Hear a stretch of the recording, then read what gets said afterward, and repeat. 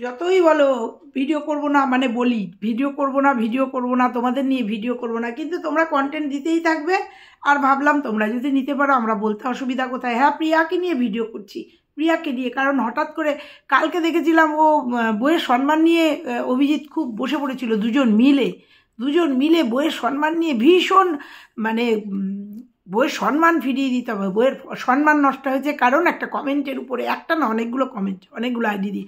তো বলি আজকে ভিডিও দেখেছি, সম্মানের জন্য কিছু ব্যবস্থা করেছো ব্যবস্থা, গেছো কোথাও ওই আইডিটা নিয়ে? যে ভিডিও করেছে তাকে নিয়ে নয়, যে আইডিটা থেকে ওই কমেন্টগুলো এসে তোমাদেরকে নিয়ে তোমাদের সম্মানহানি করছে তোমার বইয়ের, সেই আইডিকে নিয়ে কোনো স্টেপ নিয়েছো নাকি ভিউজ কামানোর জন্য শুধু বাতলিং মেরে গেছো এখানে, যে বইয়ের প্রচণ্ড সম্মান তোমার? তো কেন বললাম বলো তো? তার কারণ আছে, অবশ্যই বলবো।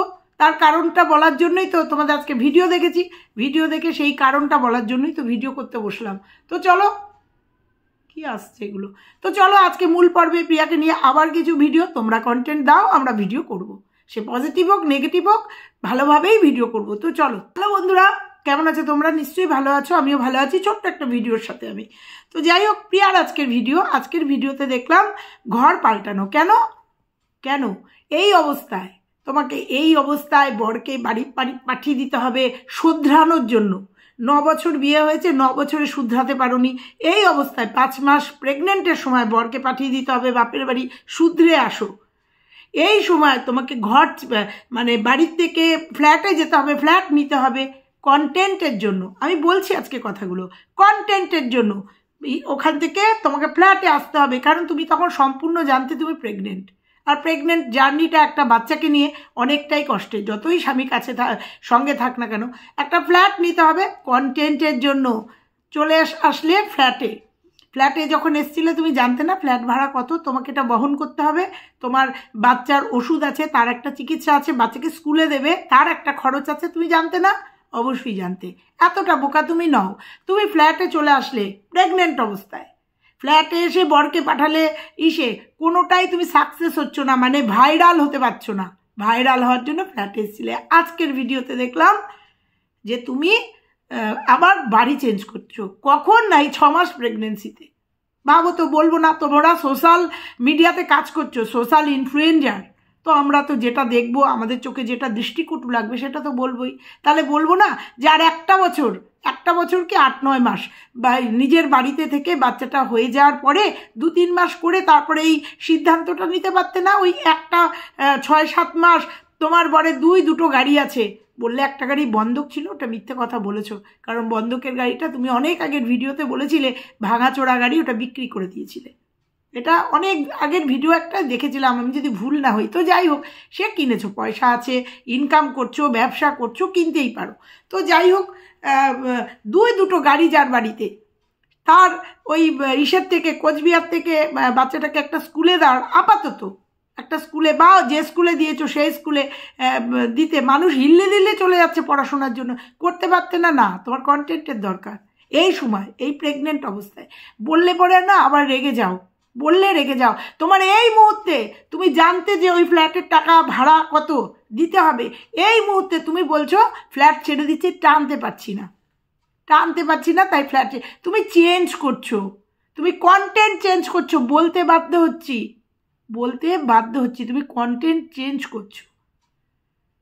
আবার তুমি এখন এই মানে 6 মাস এই মুহূর্তে তোমাকে বাড়ি চেঞ্জ করতে হবে। বাড়ি চেঞ্জ করতে গেলে কতটা পরিশ্রম তুমিও জানো, আর 5 জনও জানে কতটা পরিশ্রম, যেখানে তোমার কোনো হেল্পিং হ্যান্ড নেই, এক স্বামী ছাড়া কোনো হেল্পিং হ্যান্ড নেই।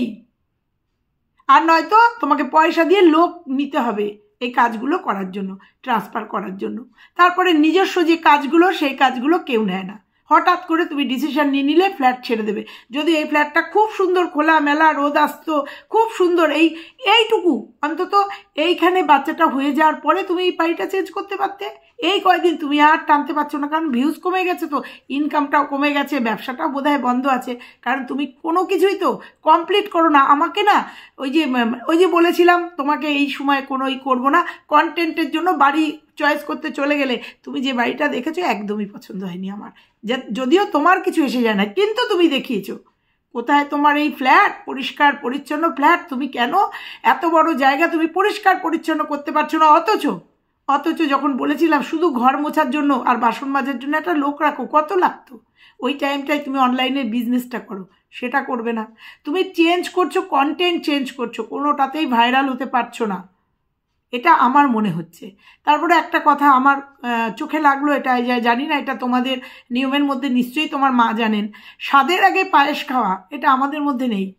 যতক্ষণ স্বাদ না হয়, সে যে বাড়িরই হোক, ছেলের বাড়ির হোক আর মায়ের বাড়ির হোক, প্রথমে তো শ্বশুর বাড়িতেই স্বাদ হয়, যে বাড়িরই স্বাদ হওয়ার আগে আমরা জানি পায়েস খায় না। সেখানে তোমার মা তোমার জন্য পায়েস বানিয়েছে, গরম গরম পায়েস খেলে, এটা আমার একটু দৃষ্টিকটু লাগলো। আমি যদি ভুল হই কমেন্ট বক্সে যারা জানো তারা কমেন্ট করো। এটা আমরা তো এখন শাশুড়ির দলে বা মায়েদের দলে পড়ে গেছি, একটু বয়স্ক দলে পড়ে গেছি, ওই জন্য এটা আমার কাছে দৃষ্টিকটু লাগলো যে তোমার 6 মাস পড়েছে, অতএব তোমার স্বাদ হয়নি, স্বাদের আগে কি করে তোমার মা তোমাকে পায়েস দিল? আমি জানি না, এটা হয়তো তোমাদের নিয়মই নেই, জানোই না। যাই হোক, 5 মাসে পঞ্চামৃত, ওটা দিয়ে একটা ভিডিও করতে পারতে, ভালো কন্টেন্ট, একটা সুন্দরভাবে, একটা আনুষ্ঠানিকভাবে পঞ্চামৃত খাওয়ার একটা, যেহেতু তুমি প্রেগনেন্ট জার্নিটা দিচ্ছ, আর আমি বলেছি প্রেগনেন্ট জার্নিটা সত্যি কথা একটা সুন্দর জার্নি, পঞ্চামৃত খাওয়ার একটা সুন্দর প্রোগ্রাম করে সুন্দর করে একটা কন্টেন্ট দিতে পারতে না। তুমি আজকের ভিডিওতে দেখালে পায়েস, আমার কাছে এটা একটু অন্যরকম লাগলো। এবার বলি, তোমার পোশাক পরা নিয়ে অনেকেই তোমার কমেন্ট বক্সে বলেছে, আমার কমেন্ট বক্সেও বলেছে যে এই সময় তোমার ওই যে নাইট শ্যুট, ওগুলো না পরলেই ভালো। দেখো, তুমি যদি জোর করে পড়ো, কেউ কিচ্ছু বলার নেই, তোমার চ্যানেল, তোমার নেট, তোমার ভিডিও, তুমি যা খুশি তাই পড়তে পারো। কিন্তু যেহেতু তুমি সোশ্যাল ওয়ার্কার, তোমাকে ভালোবাসার মানুষ বা খারাপ ভাষার মানুষ তোমাকে অডলুকিং দেখলে বলবে। যেমন আমার কিছু তোমার অডলুকিং, যেমন পায়েস খাওয়াটা আমার মনে হলো এটা আমাদের নিয়মের মধ্যে নেই, তাই তোমাকে বললাম। যেহেতু সোশ্যাল মিডিয়াতে আছো, বলবেই। সোশ্যাল মিডিয়াতে যারা থাকে না তারা অনেক কিছু বলে, পরে হট প্যান্ট পরে ঘুরে বেড়ায় রাস্তা দিয়ে, ধীরে ধীরে মেয়েগুলো পরে, কিচ্ছু বলার নেই। কিন্তু তুমি সোশ্যাল মিডিয়াতে রয়েছো, তুমি একটা গায়ের বধূ, মানে একটা গৃহবধূ এবং গ্রামে বিলং করো, তোমার এই ড্রেসটা না পরলেই কি নয়, দেখতে বাজে লাগে, ওই জন্য বলে। অন্য সময় পরো, নাইট শ্যুট পরতেই পারো, অনেক মেয়েরা পরে, এখন আমাদের ঘরের মেয়ে বউরাও পরছে, কোনো ব্যাপার না। কিন্তু তোমাকে যেটা খারাপ লাগে সেটা বলো। তুমি আজকে চুড়িদার পরে বেরোলে, বললে দেখো কেমন লাগছে পেটটা। দেখো, গর্ভবতী মেয়েদের এটা একদম সত্যি কথা, পেটটা তাদের অলংকার। এই সময় আমাদের সময় আমরা দেখাতে লজ্জা পেয়েছি, বেরোতে লজ্জা পেয়েছি, তখন শাড়ি পরতাম। এখন তো ম্যাক্সি ট্যাক্সি পরি, তখন শ্বশুর শাশুড়ি ছিল, শাড়ি পরতাম, মানে আমার 8 মাসেও কেউ টের পায়নি, বুঝতে পারিনি। সেটা বাদ দাও, আমি তো আর সোশ্যাল ওয়ার্কার ছিলাম না তখন। তো তুমি বললে যে দেখো কেমন লাগে, সত্যি কথা এটা গর্ব। এবং মার্জিতর সাথে যদি চুড়িদার পরা যায়, শাড়ি পরা যায়, খারাপ লাগে না। তুমি যে রিলসগুলো করেছো শাড়ি পরে ওই বাগানে, সত্যি অসাধারণ, খুব সুন্দর, সেগুলোতে তো সমালোচনার জায়গা নেই। কিন্তু আমার আজকে বক্তব্য হচ্ছে তোমার এই যে বাড়িটা পাল্টানো, এই মুহূর্তে দেখো তুমি এই মুহূর্তে কি কাজগুলো করলে। তুমি প্রেগনেন্ট অবস্থায় ফ্ল্যাট নিলে, বলবা অনেকেই তো নিয়েছে, তোমার একজনকে উদ্দেশ্য করে, তাকে নিয়ে তো সমালোচনা হয় না। প্রেগনেন্ট অবস্থায় ফ্ল্যাট নিয়েছো, প্রেগনেন্ট অবস্থায় সিঙ্গেল মাদারের একটা নাটক করেছো, প্রেগনেন্ট অবস্থায় বরকে শুধরাতে সংশোধনাগার, মানে ওই যে বাপের বাড়ি বলছি, অন্যভাবে নিও না, ওইখানে পাঠিয়েছো। এই প্রেগনেন্ট এই মুহূর্তে তোমার, আবার এই মুহূর্তেই তোমাকে এখন চিন্তা করতে হচ্ছে পয়সার জন্য, তোমাকে বাড়িটা চেঞ্জ করতে হচ্ছে, এই জন্য বলা, আর কিছু না।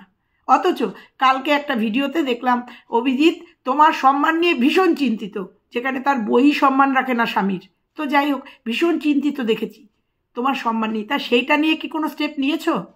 এটা একটু জানিও তো, যে এত বড় একটা ভিডিও করলে, এত মানুষকে বললে, এত মানুষকে থ্রেট দিলে, এইটি মানে অ্যাকচুয়ালি যে ভিডিওটা করেছে, আমি জানি না, আমি তো করিনি, আমি তোমার পক্ষেই ভিডিও করেছি, যে ভিডিওটা করেছে, কারণ ওই ব্যাপারটা আমি কোনোদিনই বিশ্বাস করিনি, করবও না, প্রিয়ার চারিত্রিক বিষয় নিয়ে। যাই হোক, যে করেছে তাকে ইনডাইরেক্ট থ্রেট দিলে, তার চ্যানেলটা নিয়ে, সেটা থ্রেট না দিয়ে যে আইডিগুলো দিয়ে এরকম কমেন্ট করেছে, এবং প্রিয়ার কমেন্ট বক্সেও নাকি কমেন্ট এসেছিল, তো সেইটা নিয়ে কি কিছু করেছো?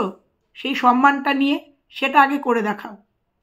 এই ওয়াইটিতে এসে বলে গেলে, অথচ সেই সম্মানের কাজ করবে না, না করে ঘর পাল্টাতে যাবে।